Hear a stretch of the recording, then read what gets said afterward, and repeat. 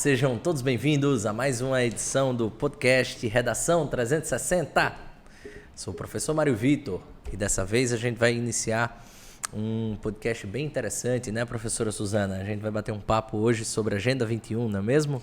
Exatamente. Olá, pessoal. Bom dia, boa tarde, boa noite. Me chamo Suzana Martins, sou professora aqui da REDA, professora de Sociologia e Filosofia e também do Redação 360. O Redação 360, como você já sabe, é um podcast desde o ano 2020, né? Esse é o 87º ou 88º episódio, não sei precisar tão bem, mas já há um tempo a gente não lança um episódio no ar aqui nos seus agregadores de podcast preferido, porque em 2022 eu e a professora Suzana Martins resolvemos adentrar no desafio novo, que é o curso Redação 360, e daqui a pouco vocês vão ver quem está aqui conferindo, a turma, né? A primeira turma Redação 360 está aqui conosco assistindo, inclusive ao vivo aqui, essa gravação sobre a Agenda 21, logo após, inclusive, uma aula sobre esse mesmo tema. Pessoal, se eu estiver tímida é porque Mário me colocou numa sala com muitos adolescentes para falar de um tema de redação. Valeu, Mário! De nada, Suzana. É sempre trabalhando para sua evolução. Claro, senhor, claro. A Agenda 21 é um documento assinado em 14 de junho de 1992, no Rio de Janeiro, por mais de 170 países, resultado da Conferência das Nações Unidas sobre o Meio Ambiente e o Desenvolvimento. A Rio 92, ou a Eco 92, foi essa conferência que tinha como grande definição, como grande objetivo, a tentativa de transformar o mundo em um instrumento de planejamento participativo, visando o desenvolvimento sustentável de todos os países. E é importante a gente situar um pouquinho vocês nessa condição. Estávamos finalizando todo o século XX, um século em que o homem conseguiu transformar diversas de suas relações, conseguiu levar a indústria a mais de 100 países localizados nesse hemisfério e, ao mesmo tempo, esse homem começou a observar o quanto que a destruição ambiental e também os impactos sociais que estavam acontecendo em todo o globo, principalmente oriundos dessa revolução industrial que nos fez entender um pouco mais o quanto que havia de desigualdade social, o quanto que havia de dificuldade de estreitamento das relações entre as diversas classes e, claro, fez com que o homem no quesito humanidade, né, sociedade, enxergasse o quanto que o meio ambiente estava sendo destruído à demasia. Então, seguindo essa lógica, essa conferência, né, Rio 92, o Eco 92, nos proporcionou dois grandes presentes. O primeiro presente, o conceito de desenvolvimento sustentável ou sustentabilidade, visando três pilares, né, objetivando três pilares, o pilar social, o pilar ambiental e o pilar econômico. E, claro, a Agenda 21, que foram planos, mais de 100 planos, mais precisamente 192 planos, para como o planeta deveria e poderia alcançar uma vida melhor, um mundo melhor para todo e para todos. E para isso, esses planos foram divididos nesses três pilares: social, ambiental e econômico. Dentro desse quesito, a gente observa que essa agenda global, essa Agenda 21, ela se transformou numa agenda global. E que os problemas sociais, econômicos e ambientais de um determinado país se transformariam em um problema para todos, já que era um problema mundial. Então, dentro desse segmento, o que começou a se observar é que cada país começou a construir sua própria pauta, a Agenda 21 interna. Não foi diferente com o Brasil. O Brasil, na década de 90, estava passando por um fim de uma grande crise econômica, uma crise inflacionária que quase que não era finalizada em nosso país. Só apenas a partir da segunda metade da década de 90, essa crise foi inicialmente sucumbida, e dentro dessa lógica, o que a gente observou? A grande importância do Brasil nessas discussões ambientais, primeiro por ser o país detentor, digamos assim, dentro de seu território, da maior floresta tropical do mundo, que é a floresta amazônica, mas ao mesmo tempo por ser um país pioneiro nas lutas sociais dentre todos os países. Então ele começou tanto sediando essa conferência, quanto nos anos subsequentes, sempre fazendo abertura de novas conferências ambientais pelo mundo. E dentro da agenda brasileira, a gente vai elucidar daqui a pouquinho um pouco mais sobre esse elemento, a gente observa que existem algumas seções e, mais precisamente, alguns eixos temáticos que são abordados e que visam, novamente, a melhoria desses 3 grandes pilares, o econômico, o social e o ambiental. E vai ser para falar um pouco mais sobre essa Agenda 21 global e principalmente brasileira que a professora Suzana vai bater bola aqui conosco. Suzana, vou já trazer você para a conversa perguntando sobre o contexto da criação da Agenda 21. Você poderia falar um pouquinho mais? A gente poderia bater um pouquinho bola nesse segmento? Quando a gente pensa na criação da Agenda 21, a gente remonta justamente, como o Mário colocou, ao final do século XX. Então, desde as transformações das revoluções industriais, primeira, segunda, enfim, revoluções industriais como um todo, com a utilização de recursos naturais, principalmente fósseis e, enfim, derivados do petróleo, nós temos a questão da poluição do meio ambiente, degradação de solos e aí por diante.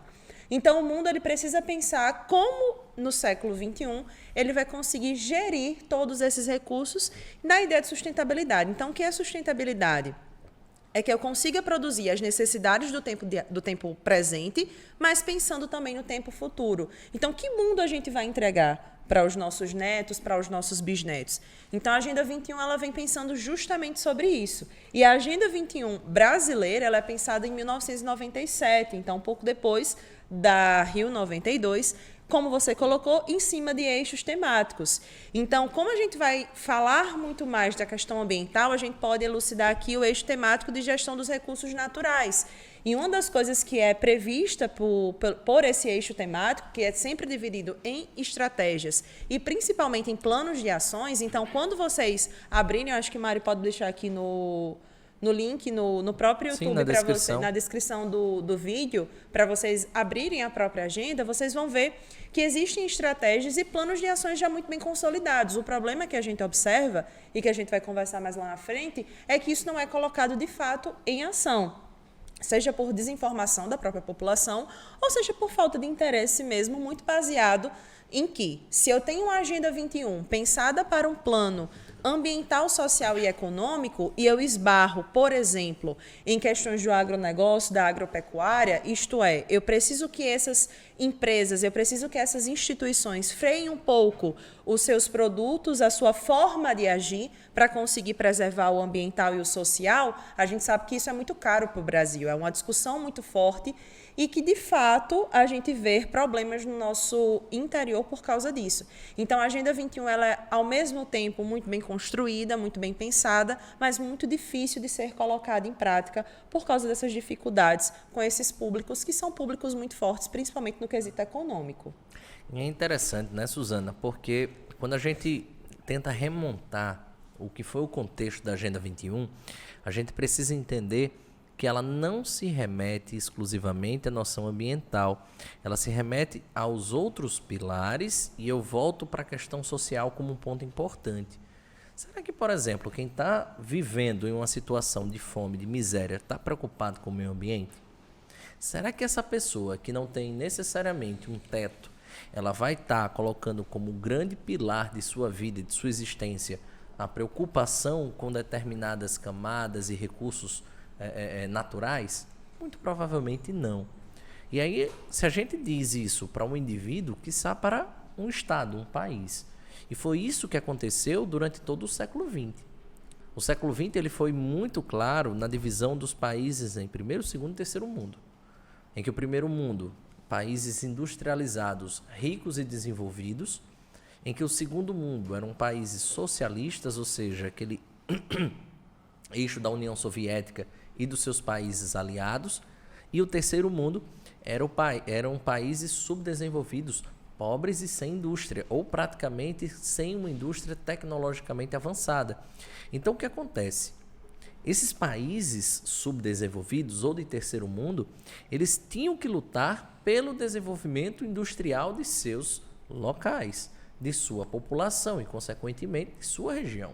Elas precisavam evoluir, elas precisavam chegar a um patamar de desenvolvimento semelhante ao dos outros países.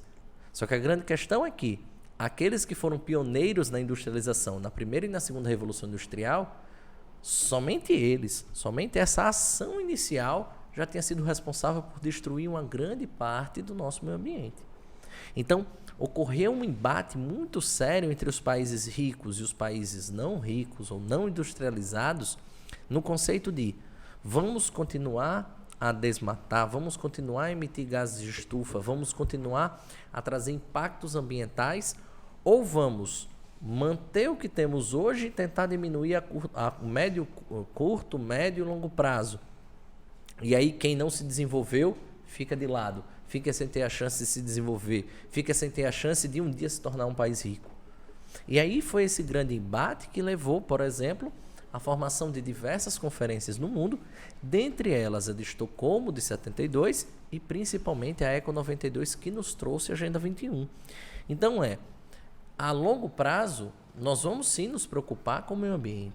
Nós vamos ter sim como grande, digamos assim, ponto principal, ponto de chegada no final do século XXI, um mundo em que o meio ambiente venha a ser respeitado, mas que a fome não esteja presente, que as crianças estejam nas escolas, enfim, que todos os planos que foram pensados na Eco 92 sejam executados ou executáveis, pelo menos. E aí, partindo desse ponto, é interessante a gente perceber que para chegar a isso, talvez seja preciso iniciar outros problemas mais emergentes, como esse que você acabou de falar, né? A gestão dos recursos naturais, ela está ligada intimamente à questão do agronegócio, ela está ligada intimamente à questão da sobrevivência de muitas famílias, mas ao mesmo tempo de uma indústria bem consolidada no Brasil, não é mesmo? E não é por acaso que a Agenda 21 pensa, por exemplo, a redução das desigualdades sociais. Então, como é que eu vou ter uma sociedade muito preocupada com o meio ambiente, mas que passa fome? Como é que eu vou ter uma sociedade que se preocupe, por exemplo, em plantar uma árvore, se o meu filho não tem condições nem de ir à escola? Então, a gente tem problemas muito estruturais também para resolver. Não que o meio ambiente não seja um problema estrutural, porque sim, é um problema estrutural. Mas o que a gente está querendo dizer aqui é que a gente não tem um básico de sobrevivência. E aí, quando você não tem um básico de sobrevivência, esses outros problemas ficam muito distantes da sua realidade concreta. Exatamente. Então, a gente pode definir, né, Suzana, essa Agenda 21 como o quê? Como um plano de ação, de estratégias. De ações, de né? Ações, de muitas ações para pensar a sociedade brasileira, seja ela também global, no quesito da sustentabilidade, como você colocou muito bem, na questão do tripé, economia, sociedade e meio ambiente. Então, se a gente partir dessa definição, a gente consegue elencar objetivos muito claros, não é mesmo? Então vamos pensar no mundo. Quais são os principais objetivos dessa agenda no mundo, Suzana? O primeiro grande objetivo é a redução da temperatura, que é diminuir 4 graus Celsius. Eu odeio falar essa palavra junto, eu tenho um problema de dicção, Mário. Vamos lá. E aí, outro grande objetivo é a redução da desigualdade, principalmente voltado para a questão da educação universal. Então, não é por acaso, por exemplo, que no final do século XX você tem ali a nível mundial a questão do Banco Mundial entrando em discussão acerca do que seria educação, né? Pensando o que seria educação. É claro que uma educação muito mais neoliberal do que deveria ser, ao meu ponto de vista, mas é pensando a educação, né? Então, hoje nós temos alguns modelos educacionais pensados de como a sociedade vai conseguir, de fato, chegar a essa educação universal. Sim. Só que aí a gente chega no Brasil e, segundo o IBGE, nós temos, e não é por acaso, 14 milhões de desempregados e também 14 milhões de pessoas analfabetas. Então, é aquilo que a gente sempre esbarra. Nós temos que avançar, mas ainda falta muito para a gente chegar minimamente no que é necessário para cumprir essa Agenda 21.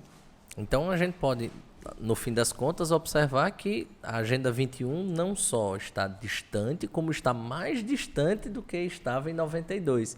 Ou seja, a gente vai ter que transformar essa Agenda 21 e colocá-la como uma 22, será? Justamente. Então, um dos maiores exemplos que a gente pode elencar aqui e trazer, vocês podem trazer na redação de vocês, é que no dia 31 de julho de 2020 foi o dia de maior área desmatada lá na Amazônia, cerca de 4.968 hectares, isto é, 575 metros quadrados por segundo, 2 milhões de árvores foram cortadas em um único dia. O que é que isso significa? Eu tenho a Agenda 21 pensando na gestão de recursos naturais e eu tenho um Brasil que o início do século XXI é um século tomado por desmatamento, pelo agronegócio, pela agropecuária. Então, em que medida essa Agenda 21 será 21? Não tem como ela ser 21. Ela está se transformando, sim, na Agenda 22. E olhe lá, né? A gente não sabe nem se a gente vai estar vivo o suficiente para conseguir reduzir tamanhos impactos, né? E é interessante dentro disso, porque sempre o Brasil volta à tona. E aí, por falar em Brasil, Suzana, você falou do primeiro eixo temático, que seria a gestão dos recursos naturais. Quais são os demais recursos, ou melhor, os demais eixos temáticos da Agenda 21 brasileira? A gente pode pensar também a questão da agricultura sustentável. Então, a ideia da Agenda 21 é a redução de agrotóxicos. E a gente sabe que, desde 2018, a gente tem o aumento desses agrotóxicos nas nossas produções. Inclusive, isso foi muito bem debatido e muito bem discutido por causa do desaparecimento das abelhas no Brasil. Isso. Eu acho que você pode trazer aquele seu exemplo dos polinizadores para o público entender de fato qual é o problema de não se ter abelhas. Só para ter noção, o Brasil gastou em 2019 500 milhões com polinização artificial. E a previsão é de que em até 2050 não haja mais polinização natural suficiente e nós precisemos, para todo o território brasileiro, polinizarmos artificialmente os nossos vegetais, os nossos frutos, as nossas verduras, enfim, tudo aquilo que vai chegar, ou que hoje chega naturalmente ao seu lar, ao lar da sua família, e que daqui a pouco talvez não chegue, não tenha mais à disposição. Então, só a nível de informação, segundo a Organização das Nações Unidas para a Alimentação e Agricultura, 30% da produção brasileira ela é feita, construída a partir dessas abelhas. Então, se eu tenho pesticidas utilizados na produção de alimentos, essas abelhas elas vão sofrer com isso, além da alta temperatura do mundo, que também ajuda nesse processo de desaparecimento dessas abelhas. Então, a gente demonstra que, primeiro, recursos naturais, estamos desmatando. Agricultura sustentável, estamos cada vez mais usando agrotóxicos. Cidades sustentáveis. E aí, Mário, o que está acontecendo na nossa cidade? Falamos diretamente de Natal, Rio Grande do Norte. Na verdade, o conceito de cidade sustentável, ele meio que se mistura com outro conceito um pouco mais voltado à noção de modernidade, locomoção, aquela questão geográfica que são as smart cities, né?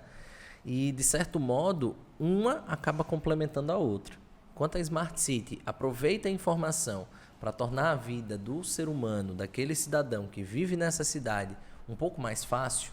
E aí, no quesito ser mais fácil, ele tem uma mobilidade ágil, eficiente. Ele tem uma segurança pública eficaz. Ele tem vias de acesso grandes e, ao mesmo tempo, que se comunicam. Ou seja, uma não impede da transição da outra.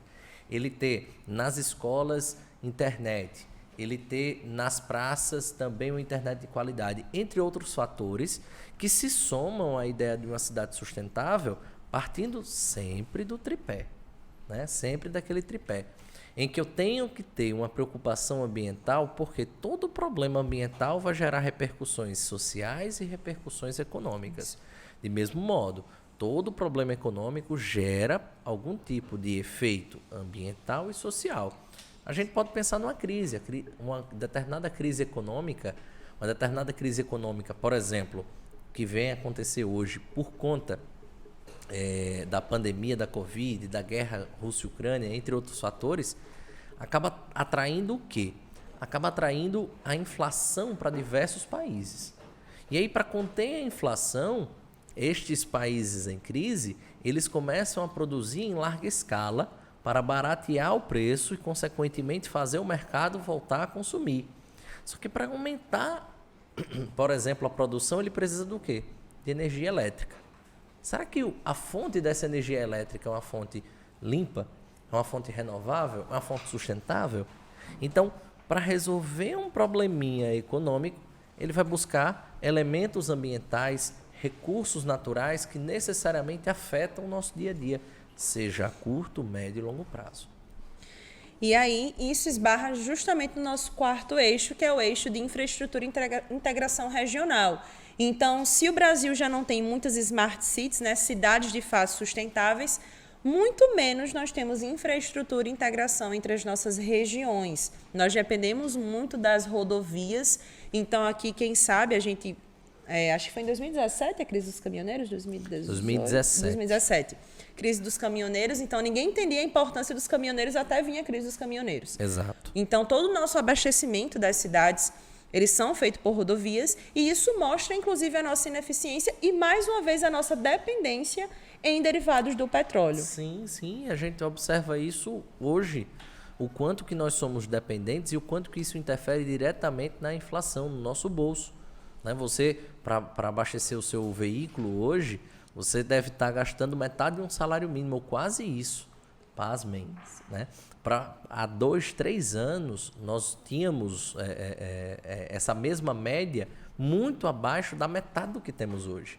E olhe lá. E olha que já foram cortados vários impostos, já foram feitas diversas possibilidades de redução e mesmo assim a gente tem preços ainda muito elevados. E o pior é a dependência.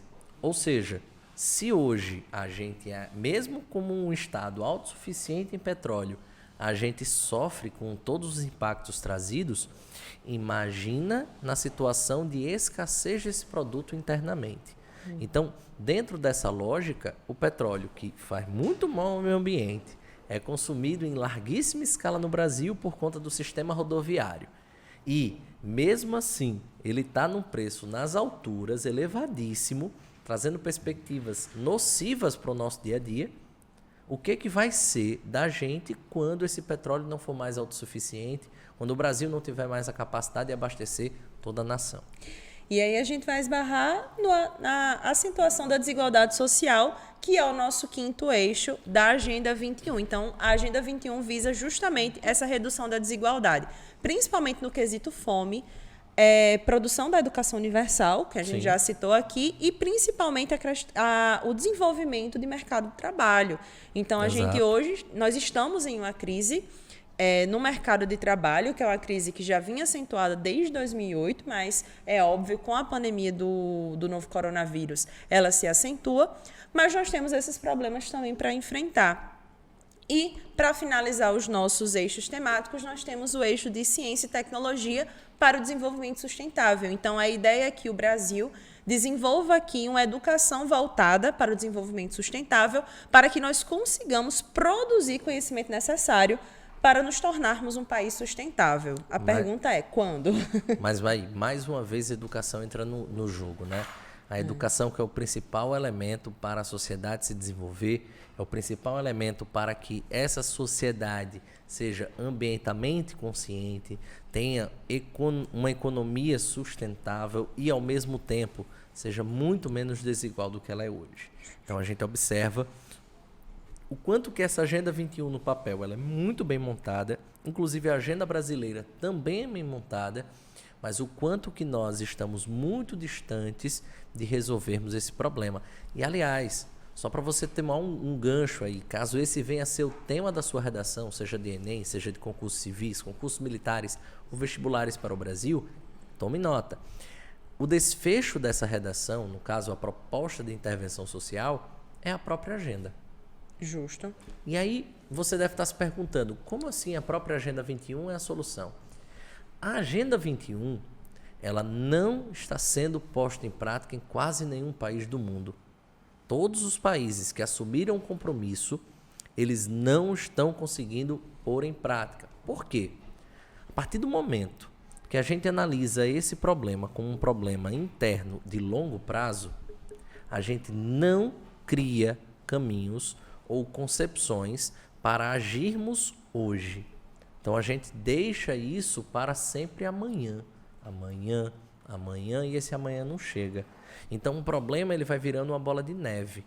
Então o que acaba acontecendo é que quando todos os estados do mundo não observam que quanto um país estiver fazendo mal ao meio ambiente, todos os outros são corresponsáveis, porque não estão agindo de forma a coibir esse problema de acontecer.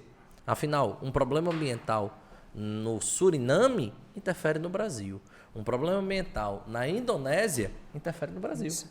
Inclusive, Mário, só para exemplificar para o nosso público, quando a gente fala do eixo 1, né, que é o dos recursos naturais, é muito clara a questão do tráfico de animais. E a gente viveu a pandemia, vive a pandemia do coronavírus, muito porque animais que não se encontrariam na natureza se encontraram nas feiras de Wuhan. E desenvolveram vírus a partir dessas mutações, a partir dessas interações que não deveriam acontecer na natureza. Então, mais uma vez, o homem intervindo onde não deveria intervir. E aí, deixa eu só complementar. E aí, esse é um exemplo perfeito. Um problema que pode ser específico de alguém pode vir a se transformar num problema de todos. Então, a partir do momento que 179 países da Organização das Nações Unidas assinaram um tratado em prol de uma agenda e todos deveriam cumprir, quando alguém não cumpre, esse é um problema de todos. Se a partir do momento que a gente tiver uma mudança nessa chave e começarmos a pôr em prática o que vem a ser a Agenda 21, nós vamos sim alcançar uma determinada solução. Mário, se você fosse estudante brasileiro, como você é, né? Nós não deixamos de ser. Como é que você construiria uma proposta de intervenção nesse tema? Vamos lá. Eu partiria da premissa de que a melhor proposta de intervenção já foi criada. Não há como você melhorar um projeto do que uma Agenda 21 global. O que pode vir a ser feito é uma refação disso. O que é uma refação? Você pega essa Agenda 21 e começa a analisar ponto a ponto do que ela foi projetada. E começa a verificar que algumas ações podem ser postas em prática primeiro do que outras. Então, vai no passo a passo. Então, se hoje a gente sabe que não tem como resolver a fome no planeta, mas a gente sabe que tem como resolver a fome em determinado local no nosso país, vamos pôr em prática. Se a gente não sabe como resolver o problema ambiental da questão do efeito estufa, mas a gente sabe que pode diminuir as ilhas de calor em determinadas regiões industriais brasileiras, vamos diminuir essas ilhas de calor. Então, começaria do ambiente local com ações específicas regionais para ampliar para ações globais. Então, partiria do micro até chegar ao macro, sempre colocando em prática aquilo que já foi projetado na Agenda 21. Saiba, sua proposta não vai ser melhor do que essa. O que pode vir a ser diferencial? Você colocar em prática aquilo que foi projetado em 1992. Outra coisa que a gente pode levantar na nossa redação é a questão da impunidade. Então, aqui no Brasil, total. Principalmente, quantas pessoas vocês conhecem que foram presas de fato e cumpriram penas rigorosas por causa de questões ambientais? Nenhuma. Nem o antigo ministro. Exatamente. Que eu não vou citar o nome. Ricardo Salles. Esse aí mesmo. Então, nem essas pessoas que são diretamente responsáveis pela pasta do meio ambiente são responsabilizadas, quiçá você, eu, enfim, todos os outros cidadãos da nossa sociedade brasileira. Quer falar mais alguma coisa? Eu queria saber se a galera tem pergunta. Não tem perguntas. Estão todos muito... Mas vocês podem deixar perguntas aqui embaixo, pessoal. Exato. Nos nossos comentários do YouTube. Exatamente. Você tem uma aba aí aberta nos comentários do YouTube. Pode participar, pode deixar seu comentário, sua crítica, pode trazer sua sugestão de novos temas para o Redação 360. Se você está ouvindo em algum agregador de podcast, vem aqui também para o YouTube, deixa aqui seu comentário, deixa o seu like, se inscreve aqui no nosso canal e vez ou outra a gente vai aparecer, né, Suzana? E outra coisa, Mário, lembrando também que a gente, infelizmente, a gente saiu um pouquinho do podcast nos últimos tempos. Isso. Nós estamos mais em sala de aula, mas as nossas aulas são gravadas, então se você tiver algum interesse, é só nos procurar. Mário também vai deixar o @ tudo aqui embaixo. Né, Mário? Pode deixar aqui na descrição desse vídeo. Valeu, você vai poder encontrar todas as informações do nosso curso Redação 360. E é isso, Suzana. Valeu, Mário. Eu não lembro mais qual é esse podcast que eu estou participando. Vai ser o 5º. É nada. É não? O seu? Eu acho que é bem o 20º. É só procurar. Pois é isso, gente. O nosso muito Valeu, obrigado galera. E até a próxima. Tchau, tchau.